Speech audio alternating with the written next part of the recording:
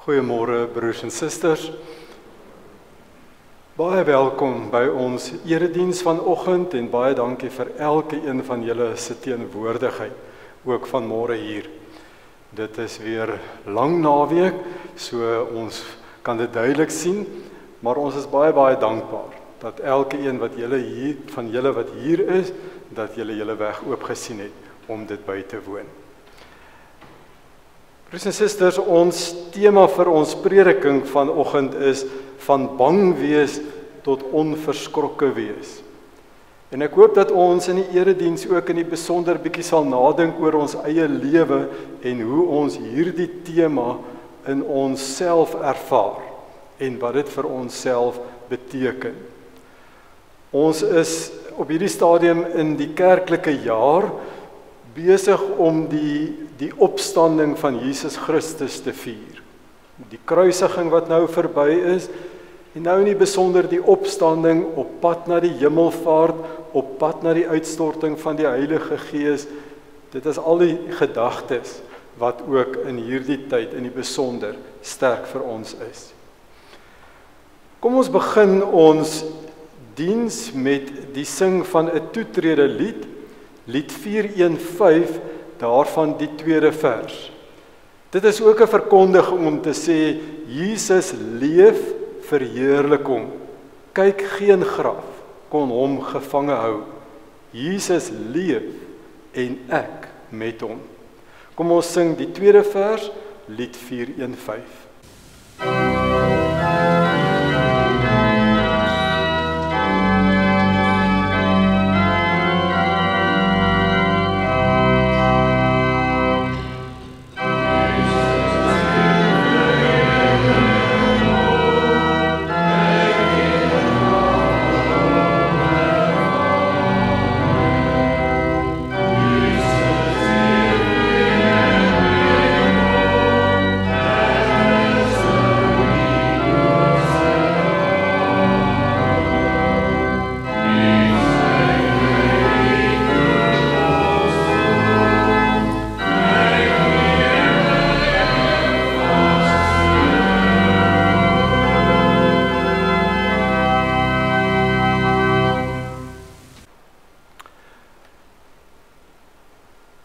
Ontvang ons hier in die erediens met die woorde van 1 Johannes 4, vers 15 en 17. Wie bely dat Jesus die Seun van God is, God bly in hulle en hulle in God. Hierin het die liefde sy doel volkome met ons bereik. Ons het niks te vrees vir die oordeelsdag nie. Want in hierdie wêreld lewe ons reeds deur die liefde, net soos Jesus. Gemeente, genade en vrede, liefde en barmhartigheid vir julle van God ons Vader, van Jesus Christus die Here en van die Heilige Gees. Amen. Kom ons sing as 'n lofsang saam, Vonk 233, daarvan die eerste en die tweede vers.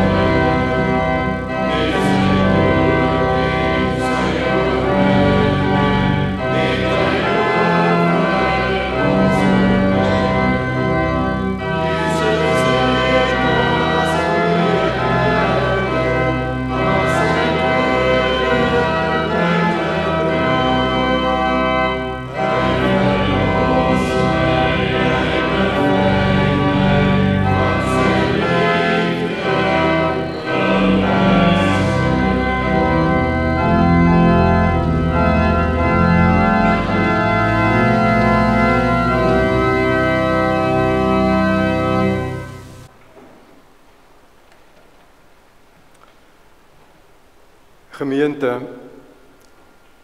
ons het die voorreg dat wanneer ons hier in die erediens by mekaar kan kom, is dit 'n getuienis van die geloof waar volgens ons elke oomblik ons lewens inrig. 'n Geloofsbelijdenis is iets van jouself wat jy gee. Want dit getuig daarvan dat ek werklik aan die Here behoort, dat ek in afhanklikheid van hom lewe, en dat ek op elke plek waar ek kom wil getuig, dat ek sy naam wil bekend maak en aan die wêreld wil uitdra. Daarom gaan ek vra dat ons nou in gebed met mekaar verkeer as 'n geloofsbelijdenis. En ons gaan stil raak voor die Here en dan hierdie gebed bid en direk na die gebed waarin ek ons voorgaan, gaan ons ook luister na die bekende Onse Vader. Om daarmee saam die Onse Vader te bid, maar ook deur hierdie Onse Vader ons geloof opnuut in die lewende God te kan bely. Kom ons sit net so en dan bid ons saam. Ons almagtige, ewige, hemelse Vader, U ken ons, Here, U ken ons deur en deur. Daar is niks wat ons vir U kan wegsteek nie, daar is niks wat ons doen of sê waarvan U nie weet nie. U beheer ons lewens. U beskik elke tree wat ons kan neem, en U is by ons teenwoordig in alle omstandighede. Dit, Here, vul ons met 'n diepe vrede en met vreugde, met dankbaarheid. Want ons het dit in ons lewens nodig om aan 'n God vas te gryp, wat vir ons waarlik die ware lewe kom skenk. Daarom kom ons vandag, Here, en ons bely, U is die ewige God, U is die heilige God, U is almagtig en onveranderlik, U is getrou in alles wat U doen, en U stort U genade in oorvloed oor ons neer. Daarvoor wil ons U loof en prys. Want ons kom bely ook dat ons deur U verlos is, dat U Seun Jesus Christus vir ons die verlossing kom skenk het en die vergifnis van ons sondes. Ons kom glo en ons kom bely, Here, dat U deur U Gees in ons werk, dat U deur die krag van U Heilige Gees ons toerus en ons gebruik daar waar U weet ons nodig is. En daarom is dit ons gebed, Here, dat ons in geloof na U toe sal kom, in geloof na U sal luister, in geloof vir U 'n lofsang sal bring, in geloof tot U sal bid. Dat ons telkens in ons lewe ook hierdie geloof sal bely en dat die wêreld ons daaraan sal herken. Spreek dan nou tot ons, Here, U dienskneg, luister. Amen.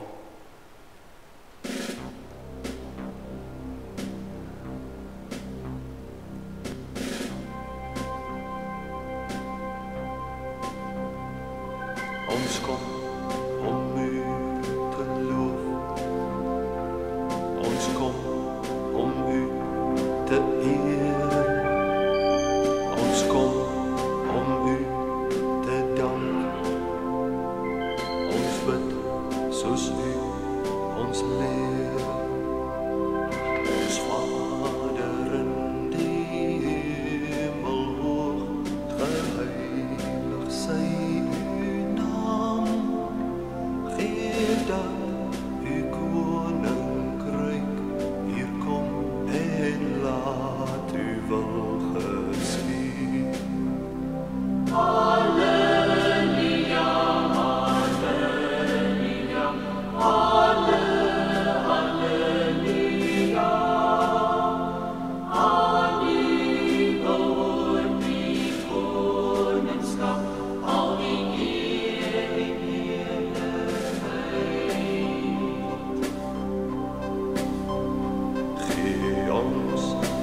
ons dag se brood, vergeef ons al ons skuld, soos ons skuldenaars vergeef, ter ere van u naam.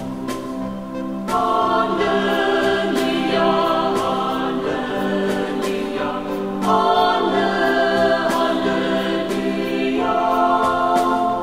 Aan u behoort die koningskap, al die eer en heerlikheid. Lei ons nie in versoeking nie, verlos ons van die kwaad. Aan u behoort die koningskap, al die eer en heerlikheid. Halleluja, halleluja, halleluja. Aan u behoort die koningskap, al die eer en heerlikheid. Halleluja, halleluja, halleluja. Aan u behoort die koningskap, al die eer en heerlikheid.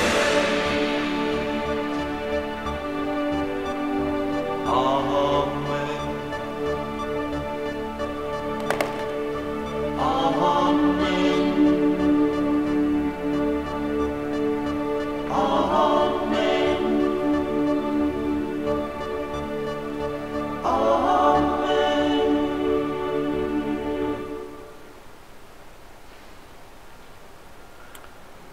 Broers en susters, dit is altyd indrukwekkend om die verhaal te lees van dit wat met die disippels en die apostels gebeur het na die kruisiging en in die besonder na die opstanding van Christus uit die dood.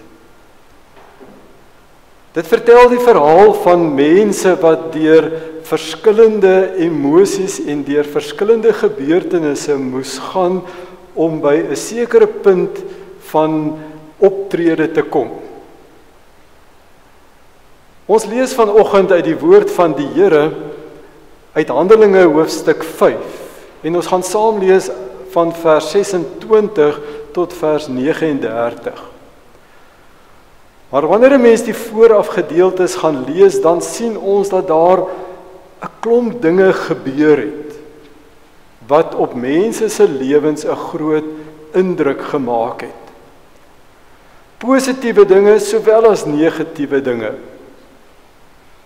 Wanneer 'n mens gaan kyk na Handelinge 4, dan sien ons daar die ontstaan van die gemeente, hier in hoofstuk 2 eintlik alreeds. En dan in hoofstuk 3, dan gaan die disippels en die apostels voort met groot wonderwerke wat hulle doen en besprekings wat hulle met mense voer, argumente wat hulle moet deurgaan.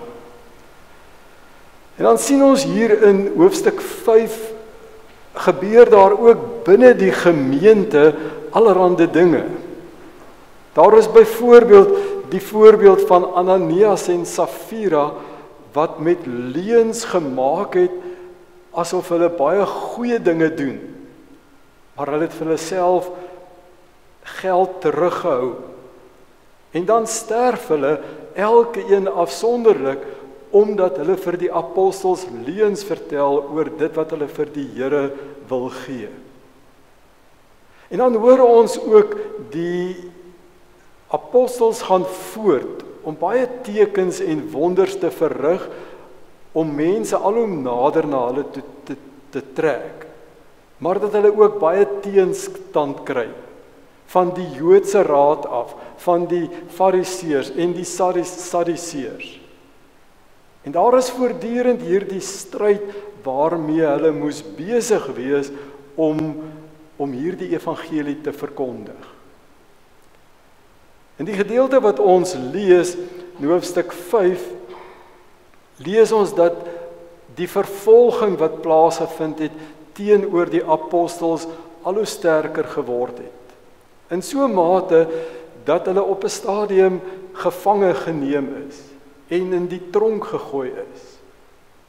En dan die volgende oggend, wanneer hierdie wagte by die tronk kom, is die tronk leeg.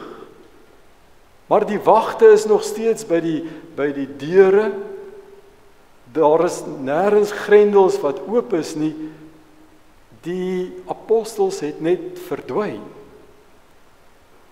En die gedeelte wat ons dan nou gaan saamlees, is hierdie gedeelte waar die Joodse Raad berig kry dat hierdie apostels wat in die tronk was en verdwyn het, is besig om in die tempel te preek.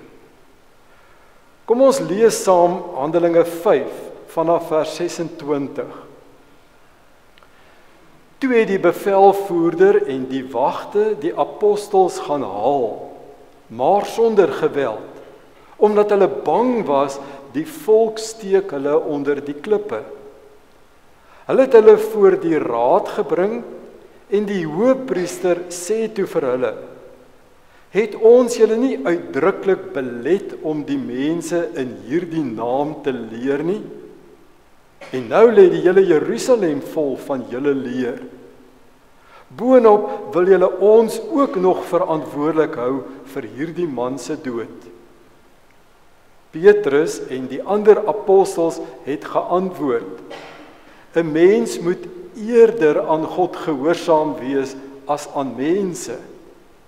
Die God van ons voorvaders het Jesus uit die dood opgewek nadat julle hom vermoor het deur hom aan die kruis te hang. God het hom verhoog tot leidsman en verlosser aan sy regterhand, sodat hy Israel tot bekering kan bring en hulle sondes kan vergewe. En ons is getuies hiervan, ons en die Heilige Gees wat deur God gegee is aan die wat aan hom gehoorsaam is." Toe die raad dit hoor, was hulle woedend en hulle wou die apostels doodmaak.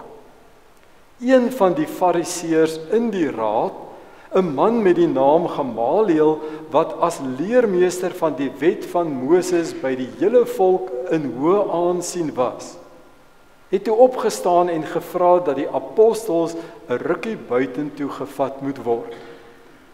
Daarna sê hy vir die raad: "Israeliete, julle moet versigtig wees wat julle met hierdie mense gaan doen.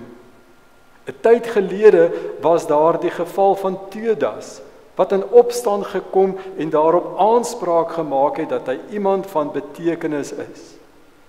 Hy het 'n aanhang gekry van omtrent 400 man.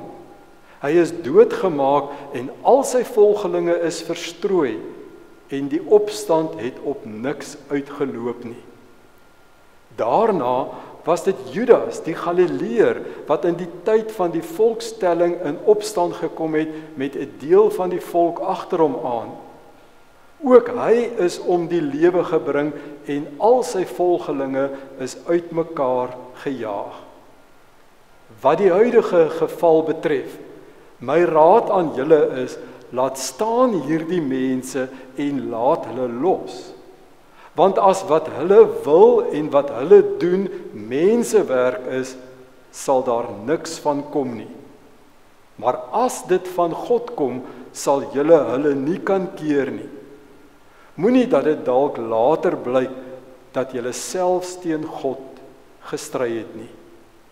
Die raad het na hom geluister. Tot sover ons skriflesing. Ons is geseënd om God se woord so te kan hoor, om waarlik en opreg daarin te glo en om dan ons lewe elke oomblik daarvolgens te gaan inrig. Geliefdes in ons Here Jesus Christus, broers en susters, liewe jong mense en kinders. Ek wil hê dat jy vir 'n oomblik oor jou eie persoonlike lewe sal nadink. En vir jouself die vraag afvra, hoeveel keer het jy al jou perspektief verander? Jou perspektief in die lewe en oor die lewe aangepas. Gaan dink vir 'n oomblik, hoeveel keer het jy jou mening oor iets verander sodat jy 'n nuwe rigting in jou lewe aangepak het? Gaan dink vir 'n oomblik, hoeveel keer jy al jou siening verander het sodat jy 'n ander of 'n beter besluit kon geneem het. Perspektiewe, sienings, menings is nie iets in ons lewe wat vasstaande, onverbiddelik, onveranderlik is nie. Inteendeel, ons perspektiewe oor verskillende sake moet gereeld aangepas word.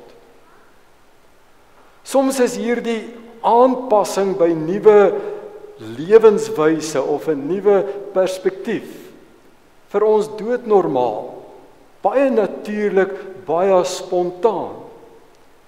Dink maar aan jou perspektiewe wat dit gevorm is in jou ouerhuis.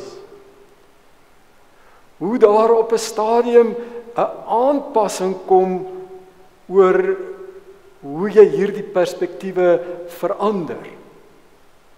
Baie keer verander ons perspektiewe wat ons by ons ouerhuis geleer het, juis omdat ons bang is ons gaan te oudtyds wees. En tog is hierdie perspektiewe wat deur jou ouers gevorm is en vasgelê is vir jou baie kosbaar. En dis 'n natuurlike proses van ontwikkeling as daar 'n aanpassing kom ook in daardie perspektiewe. Maar daar is ook ander perspektiewe wat ons verander en waarby ons moet aanpas, wat soms vir ons aardskuddend is. Wat soms vir ons baie geforseerd voel, asof ons geen keuse van ons eie daarmee gehad het nie. Kom ons dink maar net byvoorbeeld aan hoe ons perspektiewe al oor ons land, oor Suid-Afrika moes verander het, omdat ons omstandighede verander het. Hoe ons soms verward is oor hoe moet ons dink oor sekere dinge in ons lewe en hoe moet ons aanpassings daarvolgens gaan maak. Gaan dink maar net hoe ons perspektiewe oor kerkwees al in die afgelope tyd moes verander het. Omdat dit waaraan ons gewoond was, totaal en al verander het. En ons denke, ons menings, ons perspektiewe moes gaan aanpas het om steeds te kan voortbestaan. Broers en susters, die feit van die saak is, ons word voortdurend gekonfronteer om perspektiewe in ons lewens aan te pas. Om nie te gaan dink, anders te gaan dink, aanpassings te maak, verstellings te gaan maak, sodat ek weer kan verder gaan. En soms is hierdie wisselende perspektiewe wat ek het, ruk bietjie die mat onder ons voete uit.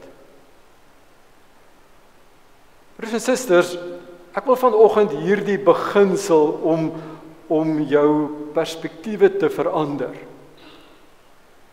toepas op dit wat ons by die apostels kan gaan raak sien in hulle optrede na die kruisiging en na die opstanding van Jesus Christus. En ek wil hê dat ons in die besonder moet gaan raak sien hoe daar 'n verandering by hierdie apostels ingetree het, sodat hulle op 'n nuwe manier gehandel het, op 'n nuwe manier gepraat het, op 'n nuwe manier gedink het. Daarom die tema vanoggend van bang wees tot onverskrokke wees. En ek wil vra dat ons bietjie nadink oor die eerste vraag. Wat het werklik by die kruisiging van Christus gebeur? Met die kruisiging van Christus gebeur? En dan in die besonder, wat was die disippels se gesindheid en hulle onmiddellike reaksie na die kruisiging van Christus? As ons die vraag vra, wat het gebeur met die kruisiging, moet ons in die heel eerste plek besef dat die handeling om iemand aan 'n kruis te hang, was nie 'n Joodse gebruik nie. Dit was ten volle 'n Romeinse gebruik gewees. En om iemand tereg te stel deur middel van hierdie persoon aan 'n kruis te gaan laat hang, was een van die grootste vernederings wat daar was. En daarom moet ons iets raak sien dat die Joodse manier waarop iemand ter dood veroordeel was om so 'n persoon te stenig. Die voorbeeld van Stefanus byvoorbeeld, wat met klippe doodgegooi is. Maar wanneer Jesus Christus gekruisig is, dan het die Joodse raad waarskynlik in hulle gedagtes hierdie ding gehad, dat hulle wil nie daarvoor verantwoordelik gehou word, dat Jesus vervloek word nie. Deuteronomium 21 het gesê, wanneer iemand tereggestel word vir 'n oortreding wat die doodstraf verdien en jy hang hom aan 'n paal op, mag sy lijk nie die nag daaraan bly hang nie. Jy moet hom dieselfde dag nog begrawe, want wie opgehang word, is deur God vervloek. Ons moet iets raak sien daarvan dat die Joodse raad, die Sanhedrin, nie Jesus wou teregstel op die gewone manier waaraan hulle gewoond was nie. Daarom laat hulle dit eintlik oor aan hierdie Romeinse oorheersing. Sodat hierdie verskriklike vloek van die kruis waaraan iemand moet gaan hang, dat daarmee gesê word, daardie persoon is vervloek. Daardie persoon is verwerp deur God. En dan, broers en susters, met daardie gedagte het die disippels waarskynlik geleef. En het hulle geweet, dis hierdie verskriklike dood wat Jesus deurgemaak het. En daarom die vraag, wat was hulle reaksie op grond daarvan? En dan sien ons die beeld wat ons oor die disippels kry na die kruisiging is van 'n klomp bang mense. 'n Klomp mense wat wil wegkruip. 'n Klomp mense wat doodstil geword het en niks wil doen nie. Ons lees in Johannes 20, daardie Sondag aand was die disippels bymekaar. Alhoewel die deure gesluit was omdat hulle bang was vir die Jode, het Jesus gekom en tussen hulle gaan staan en vir hulle gesê, vrede vir julle. Die disippels was vreesbevange na die kruisiging van Jesus Christus. Hulle is lam gelaat. Daar was vir hulle geen uitsig, geen toekoms waaraan hulle kon vasgryp nie. Hulle het net gedink, nou is ek tot niks meer in staat nie.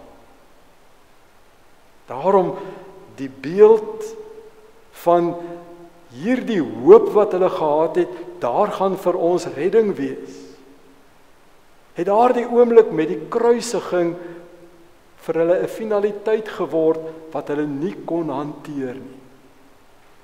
Daarom vreesbevange, bewend, eenkant in 'n hoekie, is die beeld wat die disippels uitgestraal het. En dan kom ek by die tweede vraag. Wat gebeur werklik met die opstanding van Christus? En wat was die gesindheid van die disippels en die apostels na die opstanding van Christus uit die dood? Watter verandering in hulle perspektiewe het in daardie oomblik ingetree sodat hulle anders optree? En dan sien ons, by die opstanding kom bewys God dat hy werklik die Seun van God, die Messias, na hierdie wêreld toe gestuur het om alles te oorwin. Hy het sy Seun gestuur om die wêreld vry te maak. Om dit wat die mense wou vervloek het en wou verwerp het, te verhef tot die grootste koning. Die opstanding kom gee die boodskap. Nou is die verlosser verhoog aan die regterkant van God die Vader. Daardie betekenis, broers en susters, moet ons baie duidelik raak sien. Dit was nie maar sommer net 'n gebeurtenis wat indrukwekkend was nie. Dit was 'n totale omkeer in dit wat mense in hulle lewens moes besef het. Dit wat mense moes gaan aangryp het en ontdek het. Daarom kan hulle hom nou noem leidsman en verlosser. Die woord leidsman beteken iets soos die eerste een, die baanbreker, die leier in terme van gesag. Die woord verlosser beteken hy wat alles oorwin het om vergifnis vir 'n gebroke wêreld te gee. Om mense los te maak van dit wat hulle ingeperk het. Dis wat die opstanding beteken het. En nou is die vraag, broers en susters, wat was die gesindheid van die apostels na die opstanding? En dan hoor ons, soos in hierdie gedeelte wat ons gelees het, dat hulle nou vreesloos is. Dat hulle onverskrokke is. Dat hulle nie stilgehou kan word nie, dat hulle nie ingeperk kan word nie, dat nie eers 'n tronk hulle kan weerhou om te verkondig wie vir hulle gebore is nie, wie vir hulle gekruisig is nie, wie vir hulle verlossing gebring het nie. Hierdie verhaal in Handelinge 5 van die apostels wat voor die Joodse raad, die Sanhedrin, moes verskyn het. En daar word vir hulle gesê, julle mag nie meer 'n woord spreek oor hierdie persoon wat julle verkondig nie. Julle mag niks meer in sy naam gaan leer nie. En hulle word geslaan en hulle word belet, julle mag dit nie doen nie. Maar hierdie apostel sê, ons sal meer gehoorsaam wees aan God as aan mense. Daarom kom daar 'n verandering in hulle perspektief oor hoe hulle moet lewe. Van bang, bewende mense verander hulle na onverskrokke mense. Mense wat nie kan stil bly nie. Mense wat nie ophou om te verkondig, my verlosser is gebore nie. Broers en susters, En nou my laaste vraag vanoggend. Hoe het ons perspektief verander na en met die opstanding van Christus uit die dood? Wat is jou en my perspektief in hierdie oomblikke oor die verlosser waarin ons met ons hele wese wil glo? Want kom ek sê vir julle, 'n groot gevaar, broers en susters, is dat ons dalk ook op 'n stadium 'n gees van vrees in ons lewens gehad het. Dat ons in 'n mate dalk ook by hierdie gees gaan vassteek het wat die disippels gehad het direk na die kruisiging. Dat ons tot by die kruis gekom het en daarna gevoel het, dit was nou die einde.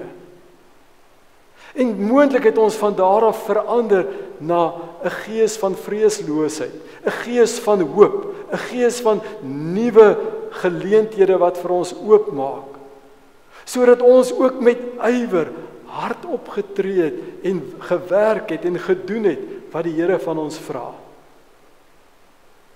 Maar die gevaar is dat ons van daar af ook verander het na 'n gees van gerieflikheid, 'n gees van onaangeraaktheid, 'n gees van ons het so gewoond geraak aan die boodskap wat die opstanding vir ons kom vertel, dat dit nie meer 'n impak in ons lewens maak nie. En daarom, broers en susters, moet ons weer ontdek, wat beteken dit werklik om jou perspektief te verander van vreesbevange wees, bang wees, na 'n gees van onverskrokkenheid, en dan na 'n gees van volharding, en nog sterker weer hierdie perspektief in ons lewens uitbou. Om te kan sê, ek glo in die opstanding van Jesus Christus, kan jou nie onveranderd laat nie. Dit is wat ons in ons lewens weer moet besef. Dat die opstanding van Jesus Christus my nooit net so kom los het nie. Ons leef in 'n wêreld waar ons nie mag stil word nie. Waar ons nie mag een kan gaan wegkruip nie. Ons leef in 'n wêreld waar ons opnuut weer ons perspektiewe so moet gaan aanpas, dat ons onverskrokke word. Nie terugdeins nie. Nie halfhartig raak nie. Maar met nuwe ywer, met nuwe dankbaarheid, met nuwe oorgawe, God met alles wat in ons is, sal dien en sal verkondig, dit is my Here, aan hom behoort ek tot in ewigheid.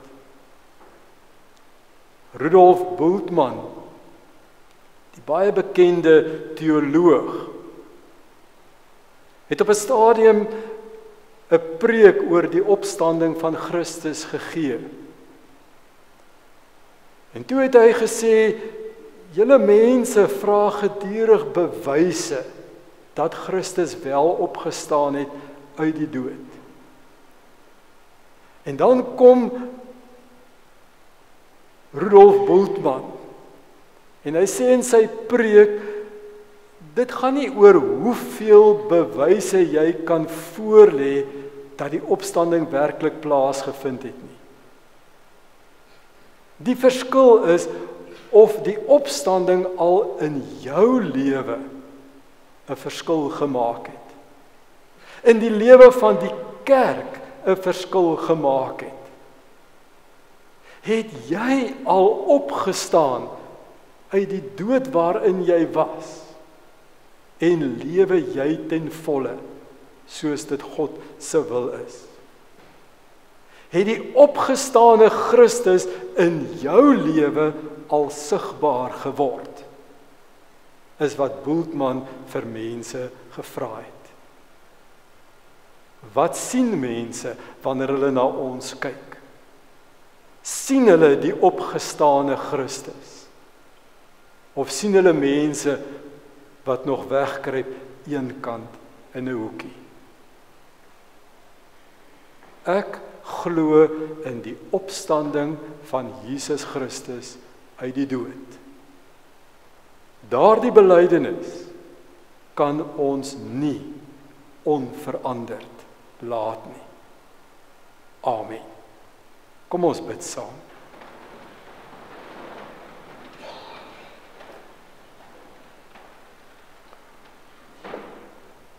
Here, ons Skepper, ons Verlosser, ons Trooster, U wat in ons lewens ingegryp het en ons lewens kom verander het.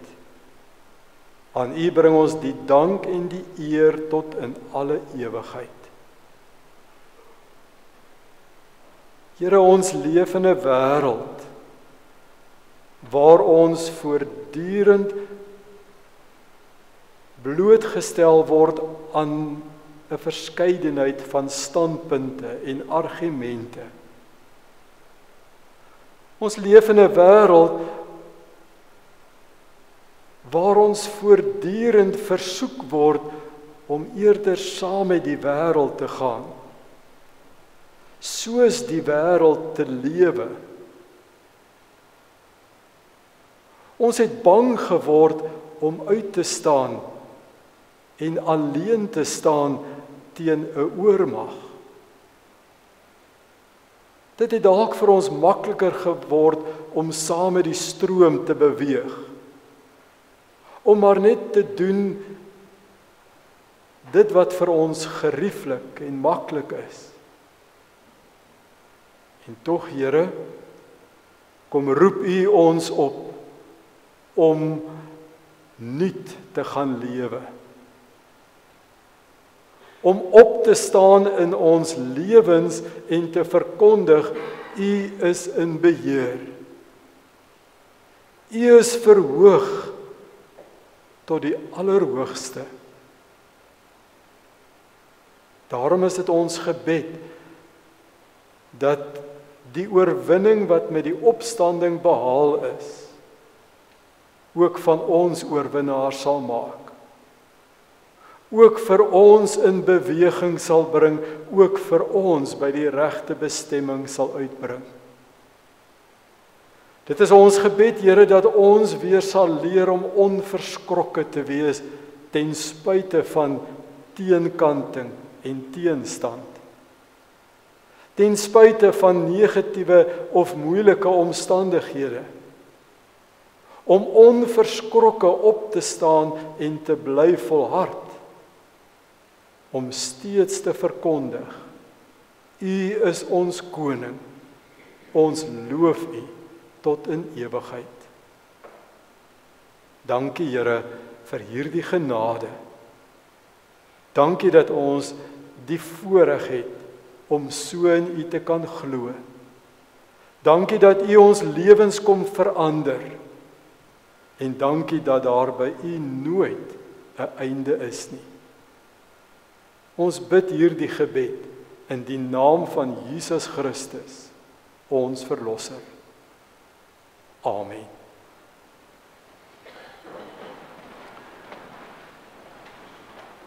Gemeente, ons sing ten slotte saam vonk 55 daarvan die eerste en die derde vers. Ook hierdie lied is 'n belydenis wat verkondig wat die betekenis van die kruis en die opstanding, die verlossing is, wat ons by Jesus Christus ontvang het. Kom ons sing dit ook met dankbaarheid. Vonk 55, daarvan die eerste en die derde vers.